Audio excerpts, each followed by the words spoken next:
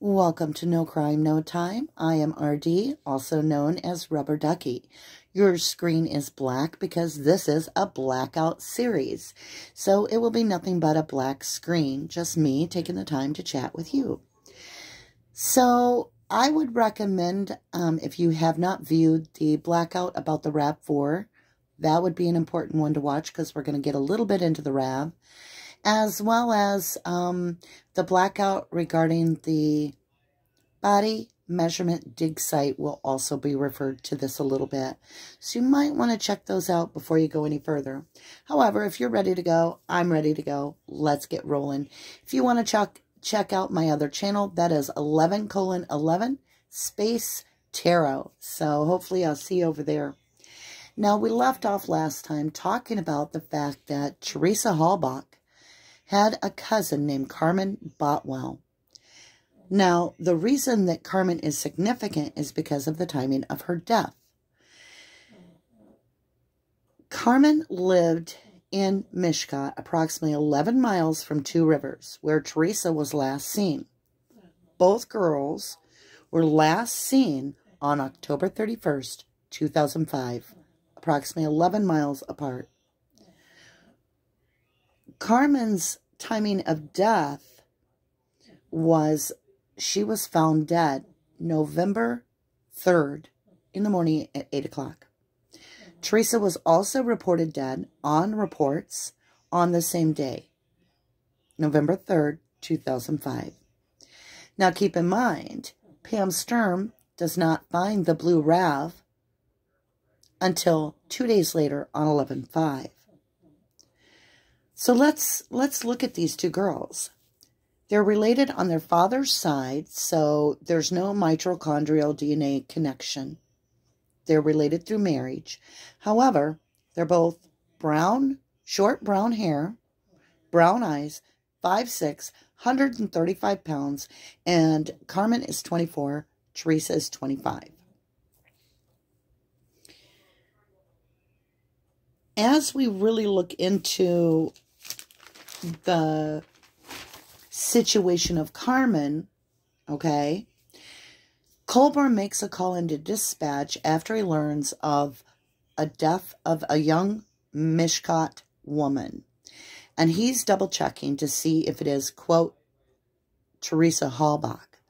What's interesting is what the dispatcher at Manitowoc tells him is that she is actually Carmen Boutwell's neighbor, which puts an employee of the Manitowoc County Sheriff's Department with the opportunity to know Carmen's daily life routines and all of her ongoings. Now, Carmen had a rough life. She was living with her mother, who was divorced at the time. Her mother, Judy, had a severe alcoholic problem. Carmen wasn't a drinker. However, she was a connoisseur of marijuana, so she was a pothead. She was a humanitarian. But she was forward-thinking, and she was in the process of enrolling in college, and she was a really compassionate soul. Carmen was found dead upstairs of her grandmother's home in a duplex part of the home upstairs where Carmen had her own living room.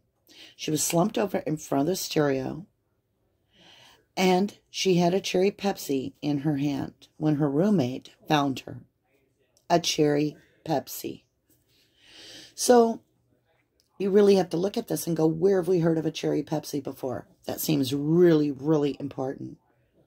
Oh yes, the RAV4 has a cherry Pepsi in the drink cup holder with a napkin neatly wrapped around it, which is very important. That cherry Pepsi plays one of the most important parts of this entire case because it triangulates the victim's ID. Let's look into how it triangulates the victim's ID. So the cherry Pepsi provides a saliva DNA report. And then that is compared to two other items. Exhibit BZ, which is the bones. Now, the bone, BZ, was tested by the FBI, and it was ruled that after the mtDNA, I can't say it if I think about it, the mtDNA, could not rule Teresa out as a match. But it never said she was a match. It just said it could not rule her out. At only 7% loci, it could only tell us that Teresa basically is a female human. That's it. Now, Kratz and Sherry Culhane had a very interesting email between the two of them, where Kratz was reporting to Sherry that he was quite surprised how close of a match it was, which it should have been a perfect match, right? And that he was also very pleased with the public's perception, and that the public's perception is what it is. Well, we all know that it wasn't just the public's perception. It was helped by Sheriff Pogel's report that the FBI had claimed and made a statement, if you will, that Teresa Halbach did match to the bones, which was a lie. Interesting enough, Sherry Culhane, is handling all of the Avery Halbach evidence personally. She's micromanaging it. She's supervising it. Yet she has the history of being the lab tech that originally misidentified the hair on Penny Bernstein as Stephen Avery's, sending him to prison for 18 years. Let's talk about the next thing that we need. So we've talked about the cherry Pepsi and we've talked about the bones. The last thing that was used to triangulate the victim's ID was a Pap smear. Ken Kratz and Dean Strain, so Ken Kratz prosecution, Dean Strain is actually the defense, right? They decide to have a gentleman's agreement where they shake hands and agree to take each other's word. A gentleman's agreement with no medical record or proof of identification of the Pap smear. Simply Dean Strain taking Ken Kratz's word that this is indeed Teresa Halbach's. Nothing else. Right? Wow. Let's really think about this. So we've got the cherry Pepsi, we've got the bones, and we have the Pap smear. Let's rewind and really look at how this could have went down. We have Remiker. What kind of a role does David Remiker play in both the Halbach case and Carmen Boutwell? He's an investigator on site up to his neck in the Teresa Halbach case when he gets called off that case, and he responds as a lead investigator of Carmen Boutwell's homicide. Remember, they went missing same day, and then they are pronounced dead the same day, and yet Remiker's jumping from case to case. Now, at the scene of Carmen Boutwell's death, Remiker is pulled off the case to go to Carmen Boutwell, and he arrives there and has to collect evidence. He collects, and he has access to the cherry Pepsi can in Carmen Boutwell's hand. He also has direct connection and access to the blue RAV4 a few days later on the Avery property. So right there, we can easily see how the Pepsi could go from Carmen Boutwell's hand directly into the RAV. Interesting enough, now that napkin that's so neatly wrapped around that cherry Pepsi comes into play, huh?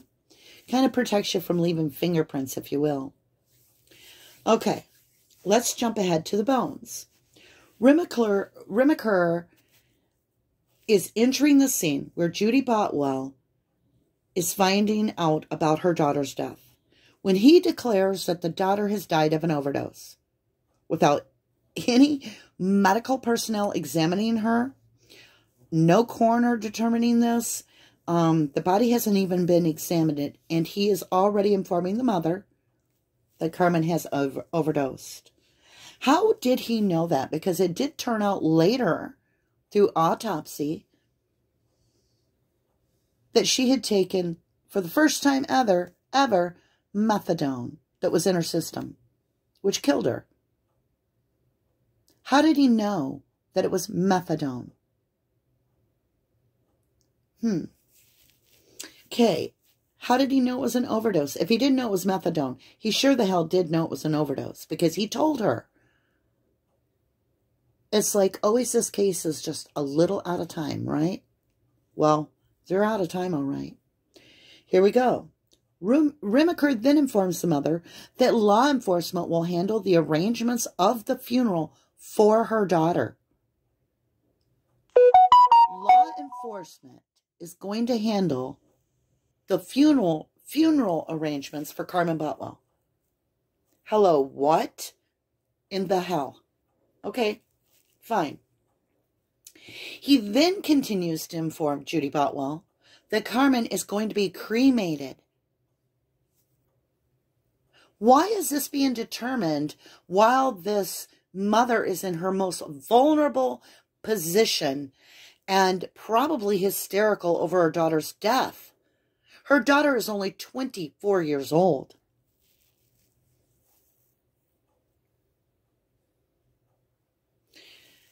So Carmen is taken to the hospital with EKGs on her, attached to her, which is normal to see if there's, you know, a hidden heartbeat, faint heartbeat.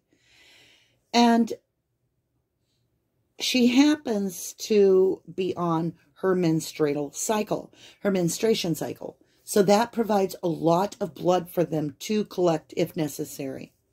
Interesting enough, her autopsy reports that they did take many, many vials of blood. They did a full blood panel on her. They also took a full DNA card, which isn't just blood on a card. It's a saliva, a buccal swab, blood, and urine for a biological record of this individual, of their DNA. Later, during an interview, Remiker says to the newspaper, trying to find the person that did this to Carmen would be like finding a needle in a haystack. Who says a needle in an overdose, right? I don't know. Just bizarre. Interesting. He also said in 1999, and yes, Remiker was working back then for the same boss, mind you. He spoke the same words about finding Ricky Hochstetler's murderer to the press then. That to find the person that had done it would be like trying to find a needle in a haystack. Sheriff Herman was suspected and actually investigated by DCI as possibly a suspect in hitting Ricky Hochstetler. Let's just jump forward for now. November 8th. Carmen's funeral was had and she was cremated. And on the very same day, she was cremated. Yet it's 3 weeks, the beginning of December, before the family receives her cremains. So why is there such a delay? Let's go back and revisit the 3 ways that the victim was identified. We've talked about the cherry Pepsi, which Remiker has full access as lead investigator to collect the cherry Pepsi as evidence in the Carmen Boutwell case. And he also has full access to the RAV4. Why is a napkin there? Why does a RAV4 have no fingerprints in it? No skin cells, no hair of the victim. It's like it was wiped clean. Now let's move into the blood, the pap smear. Could the pap smear actually be the blood part of the DNA of Carmen Boutwell? I mean, it's just a gentleman's agreement, and all we have to go on is Kratz, who happened to be addicted to methadone and a sexting addict and was sexually pursuing assault victims while prosecuting their attackers. Are you ready to take the word of a liar, cheater, thiefer? That pap smear is really Teresa Halbach's? Or is it possible that pap smear didn't have any medical documentation whatsoever, because it was Carmen Boutwell's? from her autopsy. Makes you wonder also about the blood in the back of the RAV. I mean, all that blood and all the vials collected from Carmen Boutwell at the time of her death, which would have been November 3rd. They didn't find the RAV until November 5th, correct? Doesn't it kind of look like it's like slung? Like the way that Zellner was showing you how you'd sling this weapon. Couldn't you just basically have the vial of bloods and just sling it? You'd get the same. You'd get the same flick of the wrist. It's interesting also how Carmen Boutwell is cremated on the 8th, and Bushman finds the shallow grave on the 8th on Cuss Road. Yet there are no teeth on the Halbach case. The teeth are used to identify the victim in most cases. I know you've heard they did find a partial tooth. No, they did not. They found a partial root of a tooth by, I kid you not, I can't even make it up, dentist Dr. Smiley, who refused to confirm it was Teresa Halbach's root, but merely stated the same avenue as the FBI. Teresa couldn't really be ruled out because he couldn't tell either way. Now, what's interesting is Leslie Eisenberg, the anthropologist, sees the bones 2 days after Carmen's cremation, which would have been Eisenberg seeing the bones on November 10th. Coincidence that it happens to be the same day that the Whiting Funeral Home signs Teresa Halbach's death certificate and dates it November 10th. Now, Zellner asked if Scott Tadich would ask CB's family. Now, when I say CB, or you see CB, the initials of CB, you'll know we're talking about this dear Carmen Boutwell. Zellner asked if Scott Tadich would ask Carmen Boutwell's family if they would allow Carmen's remains, her cremains, to be tested versus the quarry bones in the Avery case. Shortly thereafter, we find out that the state admits that they illegally seized and gave away the bones from evidence with zero permission and violated Stephen Avery's rights to a fair trial, fair post-conviction fight, right? And gave the bones away. So as soon as Zellner asked to check the bones in the Avery case against the bones of Carmen Boutwell, the state makes them disappear. Whose DNA is really the cherry Pepsi drinker? Whose biological card is it that Kratz had Dean agree to and submit into evidence as the victim? And whose bones did the state really give away? I just keep hearing in my mind, hey, change of plans. The boss has something he wants us to do. I love you guys to the moon and back. Please check out and support my other channel. It is at 11:11 space tarot on YouTube. Thank you guys. I love you to the moon and back.